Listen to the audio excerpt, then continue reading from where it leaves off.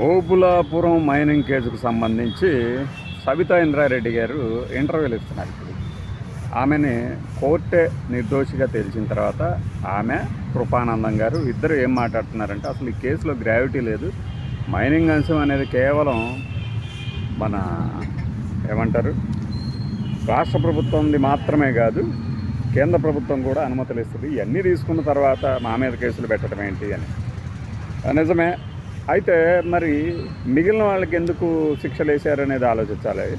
అలానే మేము కేటాయించాము, ప్రభుత్వం ఒక పాలసీ తీసుకుంది, దానిని ముందు పెట్టుకొని రాజశేఖర రెడ్డి గారిని కూడా దోషిగా చేద్దామని చాలా ట్రై చేశారు అని చెప్పేసి సబితా ఇంద్రారెడ్డి గారు చెప్పారు. ఆమె చాలాసార్లు కూడా ఈ మాటలే చెప్పారు. జగన్మోహన్ రెడ్డిని ఇరికిద్దాం అనుకున్నారు, రకరకాలు.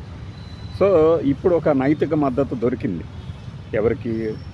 వైఎస్ఆర్సీపీ అభిమానులకి జగన్మోహన్ రెడ్డి మీద పెట్టబడినటువంటి కేసుల్లో ఓబులాపురం మైనింగ్ కేసుకు సంబంధించి క్యాబినెట్ డెసిషన్ అనే ఒక లైన్ని తీసుకున్నప్పుడు జగన్మోహన్ రెడ్డి గారి మీద ఉన్నటువంటి కేసుల్లో కూడా ఏమని క్యాబినెట్ డెసిషన్ తీసుకున్నారు, దానికి అప్పటికి ప్రజాప్రతినిధిగా లేనటువంటి జగన్మోహన్ రెడ్డిని ఎలా దోషిగా, ఎలా నిందితుడిగా చేరుస్తారు? ఆ నిర్ణయాలకి కనీసం సచివాలయానికి కూడా పోనటువంటి వ్యక్తిని అనే ఒక వాదనకి మద్దతు దొరుకుతుంది. ఇవన్నీ ఈ పొలిటికల్ కార్యకర్తలకి ఊరికనే నోరేసుకొని పడిపోయే వాళ్ళకి అర్థం కాదు, కానీ లీగల్ మ్యాటర్స్కి బాగా అనుభవం ఉన్నవాళ్ళు, లీగల్ మ్యాటర్స్కి దగ్గరగా ఉన్న వాళ్ళకి అర్థమవుతుంది. సో రాబోయే రోజుల్లో ఇలాంటి తీర్పులు వచ్చినప్పుడు ఏం జరుగుతుంది? మరి ఇన్ని రోజులు ట్రయల్ జరిగిన తర్వాత దాన్ని ఏమని చూస్తారు? ఇంత సమయము, ఇంతమంది జడ్జిలు, ఇన్ని కోర్టులు, ఇన్ని రోజులు. అందుకే సత్వర న్యాయం జరగాలి అంటారు.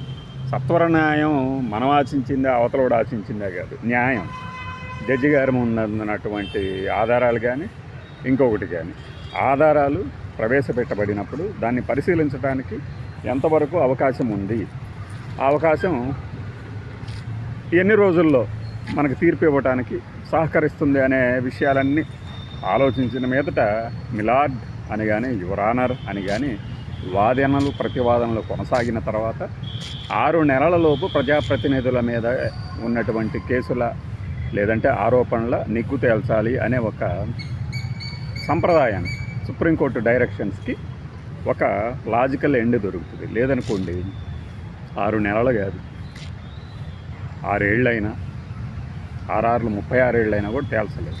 పైగా ఇప్పుడు ఈ కేసులో కొంతమందిని దోషిగా తేల్చి కొంతమందిని నిర్దోషులుగా తేల్చారు అంటే దాని అర్థం ఏంటంటే, పాలసీ పరంగా తప్పులు వీళ్ళు చేయలేదు, పాలసీని ఇంప్లిమెంట్ చేసే విధంగా ఇంప్లిమెంట్ చేస్తున్న సందర్భంలో దానిని తమకు అనువుగా నిందితులు ఎలా మార్చుకున్నారు అనేదాన్ని దోషులుగా నిర్దోషులుగా చూస్తూ ఉంటారు.